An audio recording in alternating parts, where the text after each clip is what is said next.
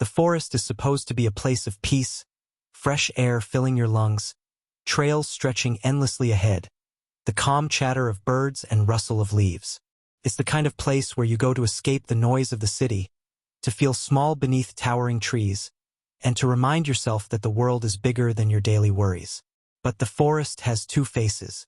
When the sun begins to dip and the shadows stretch long, those same trees that felt so majestic suddenly feel suffocating. The silence that was once peaceful becomes heavy, almost watchful. You notice how alone you really are out there.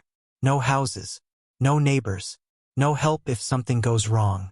Just you, the dirt path beneath your feet, and 1,000 places for something or someone to hide. And here's the thing about forests. People vanish in them. Hikers step off the trail and are never seen again. Strange sounds echo where no one should be. Shadows move just beyond the reach of your flashlight. And if you've ever felt like you were being watched out there, you probably were. Before we dive into tonight's stories, let me ask you something. Have you ever had that eerie feeling in the woods, like every twig snap behind you is a footstep? So you're in the right place. And if you enjoy these kinds of creepy true stories, make sure you hit subscribe and click the bell. I share stories like this all the time, and trust me, you don't want to miss the next one. Because tonight we're diving into 3 terrifying true forest horror stories. Real encounters that might just make you think twice before your next hike. And just so you know, these aren't campfire tales meant to spook kids. These are accounts from real people. Hikers, campers, even families, who stepped into the woods expecting peace and quiet, but walked into something far darker. We'll talk about the camper who vanished without a trace, leaving nothing but an eerie silence behind. We'll explore the chilling case of a hiker who realized he wasn't alone. Something was stalking him among the trees. And finally, we'll unravel the mystery of a strange voice singing in the woods, a voice that seemed to come from nowhere and everywhere all at once. So grab a blanket, maybe turn on a light or two, and settle in. But keep listening closely, because the scariest part about these stories is that they're true. If you haven't already, hit that subscribe button now, because once you hear what's lurking in the forest, you'll never hike the same way again. There's something about hiking with friends that feels safe, right? You're in a group, you've got food, tents, and gear. Even if the woods feel eerie, you've got people beside you. But as this first story shows, sometimes the forest doesn't care how many friends you bring along. This happened to a group of college students who decided to spend a long weekend camping deep inside a national forest. They weren't amateurs, they'd gone on plenty of trips before, but this one was different. The trail they chose wasn't a popular one. It was the kind of route where you might not see another person for days. And at first, that's exactly what they wanted. A little escape, a little adventure. The first day went fine. They hiked in, set up camp, cooked some food over a fire, and shared stories under the stars. The woods felt calm, even welcoming. But once night truly fell, the atmosphere shifted. Lying in their tents, they started to hear things. At first, it was small, just a branch snapping here, leaves crunching there. You'd think it was animals, and that's what they told themselves. But after a while, the noises started to feel patterned, deliberate, like footsteps circling their tents. Every time one of them unzipped the flap and shined a flashlight outside, there was nothing. Just silence and the black outline of trees. The moment they zipped the tent shut again, the noises picked back up. Now, if you've ever camped in the woods, you know that sound travels weird at night. A single crack can echo, making it hard to judge distance. But the group couldn't shake the feeling that someone, or something, was pacing around them, just out of sight. Still, they tried to laugh it off. Probably a deer, one of them joked. Another added, "Hey, maybe Bigfoot finally found us." Nervous laughter followed, and eventually, they drifted to sleep. But sometime around 2 in the morning, one of them, let's call him Ryan, woke up. He whispered that he needed to use the bathroom, grabbed a small flashlight, and stepped out into the dark. His friends barely stirred. After all, it was just the woods. People wander off to pee all the time. Minutes passed, then more minutes. At first, nobody noticed. But when nearly half an hour went by and Ryan hadn't returned, the group sat up. They called his name softly, not wanting to scare off any wildlife. No answer. They called louder. Still nothing. That's when the unease they'd been ignoring all night hit them full force. Something wasn't right. They grabbed flashlights and spread out, trying to stay within sight of each other. "Ryan!" they shouted, voices cracking through the trees. But here's the strange part. They said it felt like the forest was swallowing their voices. The sound just didn't carry. Normally, a shout should echo, bounce, travel far. But in those woods, it was like their cries went no farther than a few feet before being smothered. And then, they found something. About 100 yards from camp, propped neatly against the base of a tree, was Ryan's backpack. At first, they felt relief. Maybe he'd dropped it to take care of business? But then they looked closer. There were no footprints, no scuff marks, nothing leading to or away from the spot. The ground was soft, a little damp from rain earlier that day, perfect for leaving tracks. But it was untouched. It looked as though Ryan had just dissolved into the air. Panic set in. They searched the area until sunrise, their voices hoarse, flashlights dying. When daylight finally arrived, they hiked out and found a ranger station. Search and rescue teams were sent in immediately. For the next several days, professionals combed every inch of the forest. Dogs, helicopters, volunteers, even drones. They found nothing. No footprints, no clothing, no signs of a struggle. Just that backpack sitting where the friends had found it. Ryan was gone. Completely. The official report labeled him as missing, presumed lost. But his friends never believed that. They knew him. He wasn't the type to just wander off. He wasn't reckless, he wasn't depressed, and he wouldn't have staged something like this. And the forest wasn't so vast that a trained team couldn't find at least a trace of him. Even stranger, the group later learned that the area had a history. Other hikers had gone missing there too, always without a trace. No remains. No evidence. Just gone. Now, I don't know about you, but stories like this always make me wonder. Was Ryan taken by something or someone out there?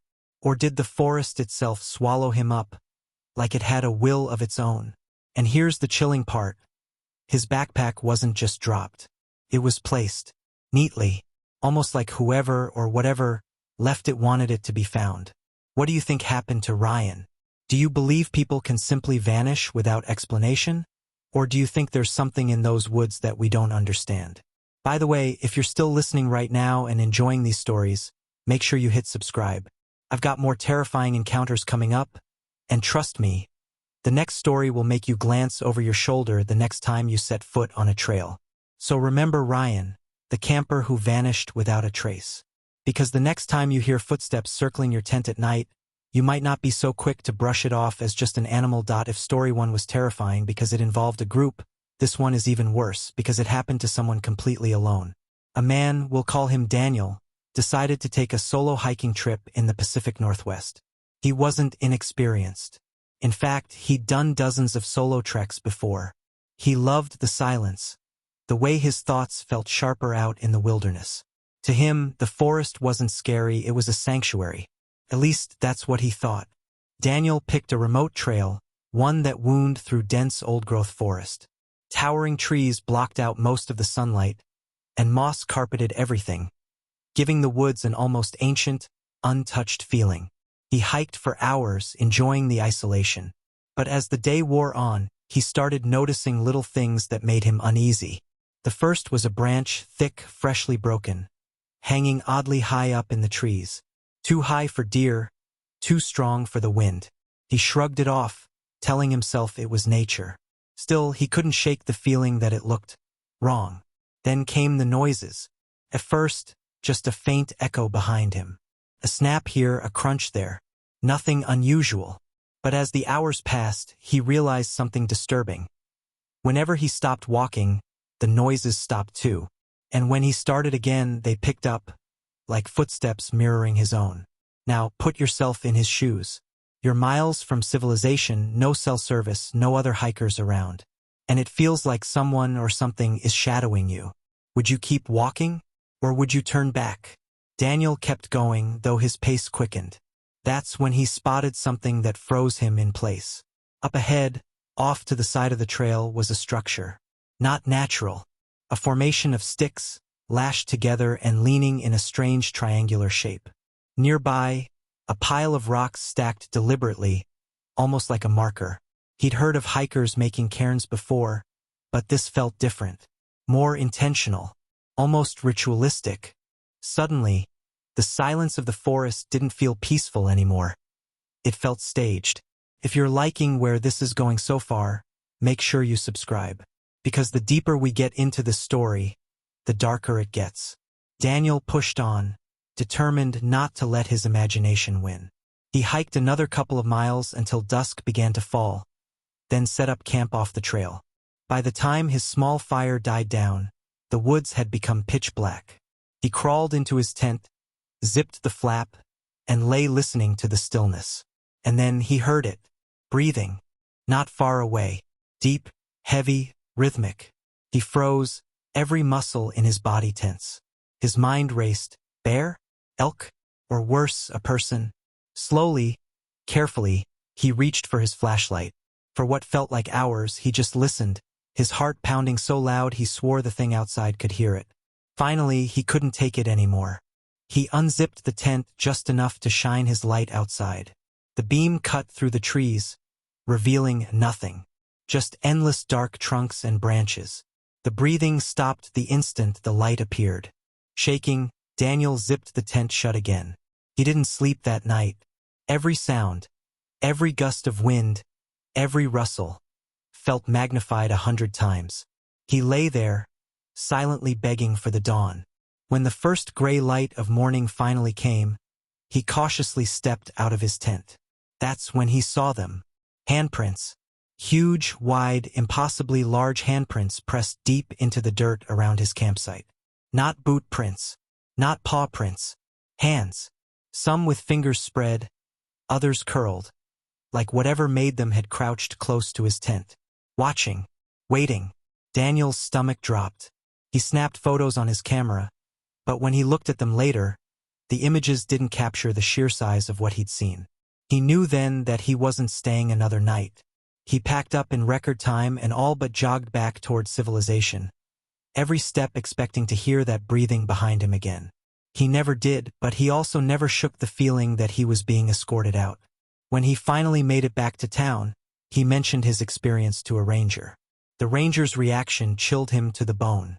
Instead of brushing him off, the ranger gave a slow nod and said, "You're not the first to see or hear something like that out there." Later, Daniel discovered online forums full of stories from other hikers in the region. Strange structures, rock formations, the sense of being followed, enormous tracks. Different people, different times, but the same eerie patterns. Now, skeptics will tell you it was just an animal. Maybe a bear. Maybe his mind playing tricks after too much isolation. But Daniel swears those weren't paw prints. He swears they were hands. And he's never gone hiking alone since. So what do you think? Was it a human stalker, messing with him in the middle of nowhere?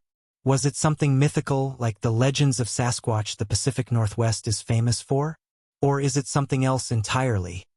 Something the forest keeps hidden, only showing itself when you're vulnerable and alone? Whatever the truth, Daniel's story is a reminder. The woods may look empty, but they're never truly silent. Something is always listening. And if you're enjoying these true horror stories so far, make sure to hit subscribe right now, because the final story is the creepiest one yet. It involves a strange voice singing in the forest, and what happens when you finally find where it's coming from. Some forest stories are terrifying because of what you don't see, but this one is about what you hear. A father, we'll call him Mark, and his teenage daughter, Emily, went on a hiking trip through the Appalachian Mountains. The Appalachians are beautiful but also mysterious. Generations of folklore come from those hills. Strange lights, ghostly figures, voices that don't belong. Mark had grown up hearing those old stories, but he never put much stock in them. To him, this trip was just about bonding with his daughter. It started as a perfect day. The trail was quiet, shaded by massive trees, with only the sound of birds overhead and the crunch of leaves beneath their boots. But then, as the sun dipped lower, They both froze. They heard singing. Faint at first, like it was carried on the wind. A woman's voice. Soft, melodic, almost humming. The tune sounded old, like a folk song, the kind you might hear in an antique recording. Mark glanced at Emily. "Probably another hiker," he whispered. She nodded, though her face was pale. They kept walking, expecting to cross paths with whoever it was. But minutes passed, and no one appeared. Here's where it got strange. The singing never grew louder or fainter. No matter how far they hiked, it always seemed to be the same distance away. Just out of reach. If you're already getting chills, make sure you hit subscribe, because this story only gets creepier from here. By the time they reached a clearing and set up camp, the singing had stopped. The woods were quiet again, and for a while they laughed it off. Maybe the wind had played tricks on their ears. Maybe it had been an echo from far away. They cooked dinner, watched the fire crackle, and settled into their tent. Sometime after midnight, Emily shook her dad awake. "Do you hear that?" she whispered. The singing was back. But this time it wasn't distant. It was close, much closer. The voice moved slowly around them, circling the tent. The same haunting folk tune looping over and over. Mark unzipped the tent and stepped out with his flashlight. The forest around them glowed in pale moonlight. He swept the beam across the trees, but the voice always seemed to come from just beyond the edge of the light. When he turned left, the song drifted right. When he turned right, it shifted left. Never closer, never farther. His skin prickled with every note. It didn't sound threatening. It was almost sweet, gentle. But that somehow made it worse, like it was trying to lull them into letting their guard down. And then came the moment Emily would never forget. As her father turned in circles with the flashlight, she looked past him and froze. Between two trees, maybe 30 feet away, stood a woman. She was pale, almost glowing in the moonlight, with long dark hair hanging loose over her shoulders. Her mouth moved with the song, but her eyes were locked on Emily's. Wide, unblinking. Emily's breath caught in her throat. "Dad," she whispered. Mark swung the flashlight toward the figure. The beam cut through the trees, illuminating nothing. The space where the woman had been standing was empty, silent. The singing stopped. The woods were dead quiet, as if holding their breath. That was enough for Mark. He didn't bother packing up. He grabbed Emily, shoved their essentials into his backpack, and they left camp in the middle of the night. The trail was pitch black, but he didn't care. He'd rather risk twisting an ankle than stay one more minute with whatever was out there. They didn't stop walking until dawn broke, painting the forest in shades of gold. Only then did they finally feel safe enough to rest. Back in town, they told a few locals about what had happened. The reaction was unsettling. Nobody laughed. Nobody told them they were crazy. Instead, one older man just nodded slowly and said, "You heard her, didn't you?" Confused, Mark asked what he meant. The man explained that decades ago, a young woman from the area had gone missing in those same woods. She was known for her beautiful singing voice, always humming old folk songs as she worked. Search parties looked for weeks but never found her. Some said she ran away. Others whispered darker theories. But hikers, campers, and hunters had been reporting the same thing for years. A woman's voice, singing in the woods, always just out of reach. Some claimed to see her just like Emily had. Always pale, always watching, always disappearing the second light touched her. Mark and Emily never went back to that trail. In fact, Emily refuses to hike in the Appalachians at all now. She says the voice wasn't just sound. It felt like it was calling her, tugging at her, begging her to step off the trail and follow. And maybe that's the scariest part. Was it the spirit of a woman who died there, doomed to sing forever? Or was it something darker? Something luring travelers into the trees, where they'd never be found again. Whatever it was, one thing's for sure. If you ever hear singing in the woods, don't follow it. Don't look for the source. Don't let curiosity win, because some songs aren't meant for you. And if you've made it this far into the video, hit that subscribe button, because the outro is coming up, and we're about to tie all 3 stories together in one chilling reminder of why the forest is the last place you want to get comfortable. Point 3 stories. 3 different hikers. But one terrifying truth: the forest is not empty. Think back to Ryan, the camper who walked a few feet into the trees and was never seen again. One moment laughing with his friends, the next, gone. His backpack left neatly behind, as if placed by invisible hands. A disappearance that search teams and logic couldn't explain. Then there was Daniel, the solo hiker who realized he wasn't alone. The broken branches, the strange rock formations, the deliberate footsteps echoing his own. And in the morning, enormous handprints pressed into the dirt, circling his tent like something had crouched beside him all night. Not human, not animal, something else. And finally, Mark and his daughter Emily, who heard a song where no singer should have been. A voice that followed them, circled them, tried to pull them deeper into the trees. And when the flashlight revealed her pale form, she vanished, leaving only silence and a lifetime of unease. Different people, different forests, but the same message. The forest is alive, but not always in the way we think. It remembers those who enter. It hides things in its shadows, and sometimes it swallows people whole. We like to believe the woods are safe as long as we stay on the trail, as long as we keep close to camp, as long as we're prepared. But these stories remind us that preparation means nothing when you're up against something that doesn't play by our rules. Something that doesn't leave tracks. Something that watches. Something that sings. So the next time you step into the woods, listen carefully. Really listen. If you hear footsteps pacing just out of sight, don't convince yourself it's just the wind. If you see structures that shouldn't be there, don't linger. And if you ever hear a voice calling or singing or humming a tune you can't quite place, don't follow it. Because some things in the forest are waiting for you to make that mistake. You see, the forest gives life. It gives us air, water, peace, even beauty. But never forget, it also takes it. If you've made it this far, thank you for listening.